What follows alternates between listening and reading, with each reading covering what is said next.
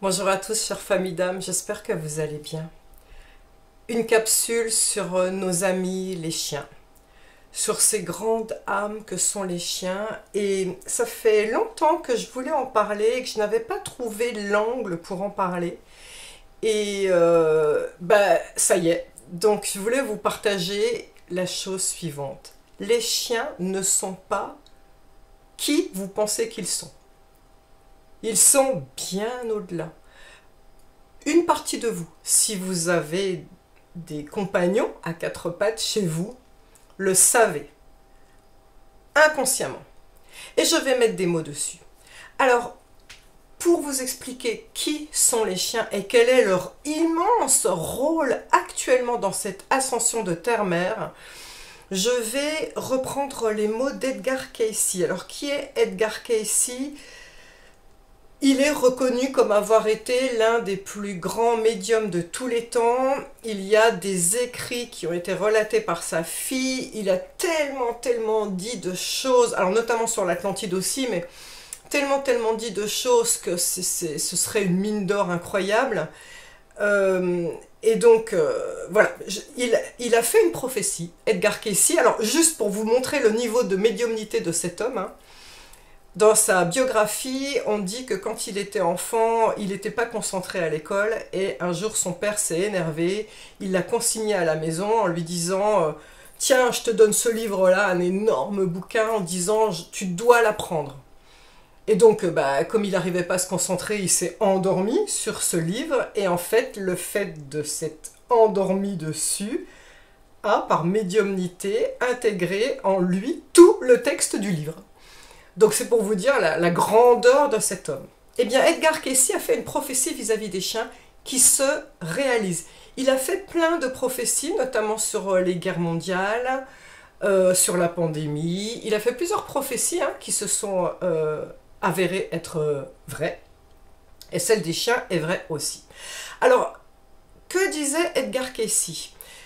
Les chiens, vous savez certainement que par instinct, ils sauvent le monde déjà. Je vais reprendre l'exemple du tsunami de 2003 qui avait ravagé tout l'Asie de l'Est. Les gens ont rapporté qu'il y avait un silence, le fameux silence avant la tempête. Hein. Tous les oiseaux avaient fui, pas un bruit, et tous les animaux avaient fui dans les montagnes. Donc, d'ailleurs, sur la tempête de 2003 qu'il y a eu en France, c'est la même chose. Beaucoup de personnes m'ont relaté que leurs chiens hurlaient à la mort avant que la tempête arrive. Donc, les animaux, déjà de base, on savait que par instinct, ils étaient là pour nous protéger. Mais votre chien n'est pas qu'un gardien de chez vous. Il n'est pas là que pour faire assis, donne la patte et apporter de la joie et un support émotionnel. Ils sont connus en tant que tels. Déjà, depuis 2012, beaucoup de choses changent dans l'évolution de Terre-Mère. Hein. Vous savez que Terre-Mère augmente ses vibrations et qu'elle ascensionne et que nous-mêmes nous ascensionnons. Donc, qu'est-ce qu'a dit Edgar Cayce ? C'est que les chiens sont incorporés par des âmes de maîtres pour nous guider dans l'ascension. On savait déjà que les chiens soignaient, c'est-à-dire qu'il y a des chiens qui sont en hôpital. Vous remarquerez que les chiens en hôpital savent vers quelle porte se diriger pour aller soigner quelle personne. S'il y a des vétérinaires parmi nous qui passent par là, je vous invite à le mettre en commentaire. J'ai eu plusieurs vétérinaires que j'ai connus dans le cadre des soins, et on a beaucoup parlé sur les chiens, notamment les chats aussi d'ailleurs, mais là on est en train de parler des chiens puisque c'est le sujet d'Edgar Cayce, il n'a pas parlé des chats. Mais chiens et chats, c'est prouvé, je le sais moi, en tant que guérisseuse parce que je l'ai vécu, ils prennent la maladie de leur maître. C'est-à-dire que moi je me souviens d'une dame qui avait un cancer à récidive et qui vraiment depuis 10 ans se battait avec un cancer. Elle me disait, elle n'a pas fait le lien, elle avait des chats qui mouraient les uns derrière les autres d'un cancer. En fait, cette femme serait décédée depuis bien longtemps si elle n'avait pas eu de chat. Ellis, mon petit chien adoré qui est décédé, Ellis on t'aime, il y a 1 an et demi, est mort d'un cancer du pancréas foudroyant. Et dans le maladie, la langue des oiseaux, en tout cas le décryptage, le décodage énergétique du langage du corps, sachez qu'un pancréas qui dysfonctionne, c'est le père qui a été maltraitant de la personne. Et donc, c'est vrai que je me suis toujours dit, tiens, alors j'ai su ça en travaillant sur des personnes qui avaient le diabète, hein, ça a été validé à chaque fois. Donc je m'étais dit, c'est étonnant que, alors j'ai du diabète de type 2 un petit peu, mais que c'est étonnant que j'ai pas plus que ça, avec le père maltraitant que je me suis coltiné quand j'étais enfant. Et en fait, quand j'ai vu qu'Ellis est mort d'un cancer du pancréas, ça m'a fait tilt. Je me suis dit, il m'a sauvé, en fait. Donc ça, on le savait, ça fait partie de leur mission d'âme. Edgar Cayce en avait déjà parlé, mais quelque part, on ne savait pas pourquoi il faisait ça.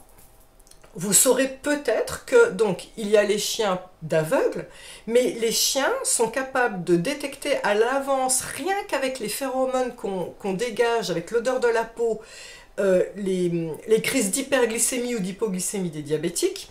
Ils sont capables de détecter les futures attaques cardiaques qu'une personne va avoir.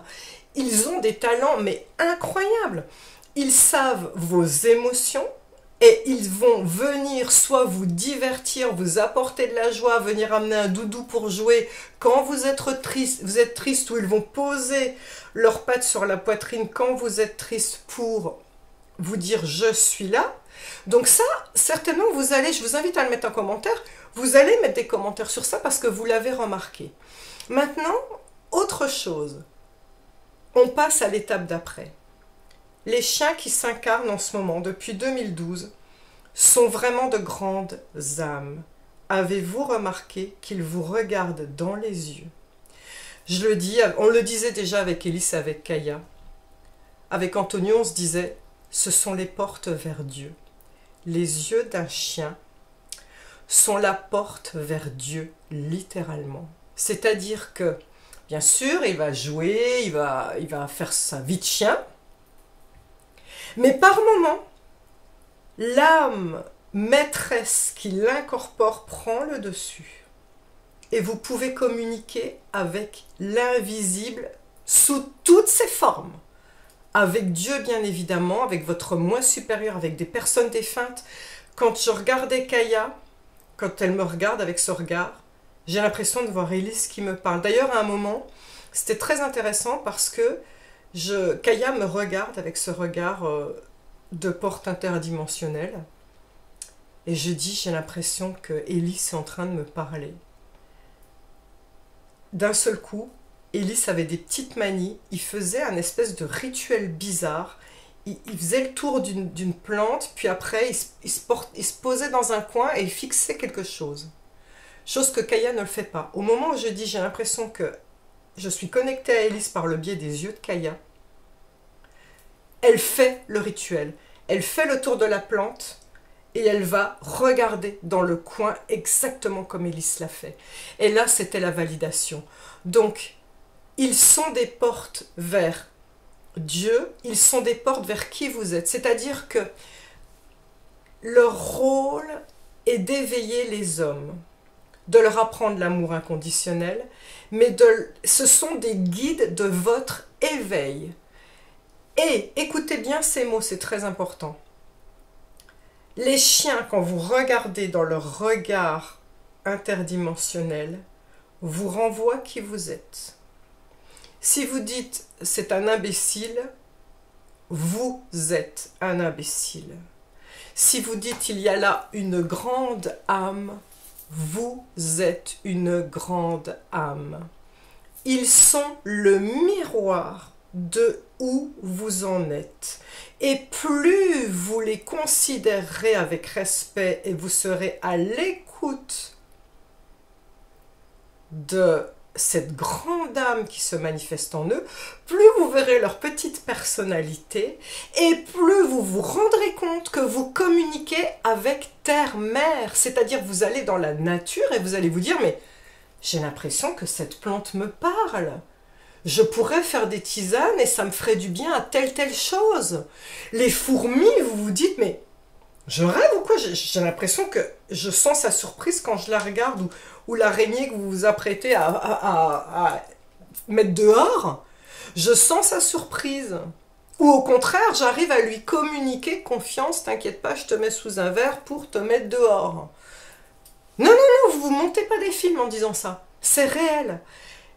Autre chose qu'a dit Edgar Cayce sur les chiens, ils ont le pouvoir de transmuter les énergies négatives.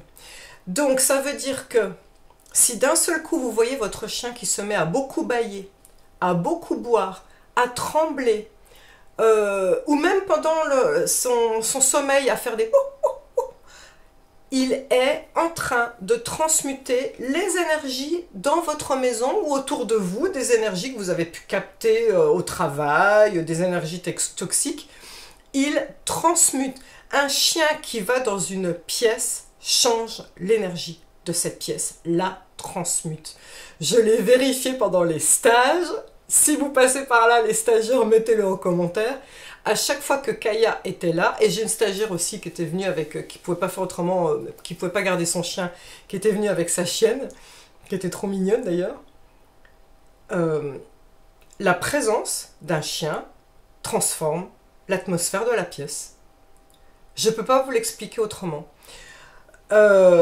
Donc, voilà cette belle leçon de la vie. Merci Edgar Cayce. Allez les chercher en refuge.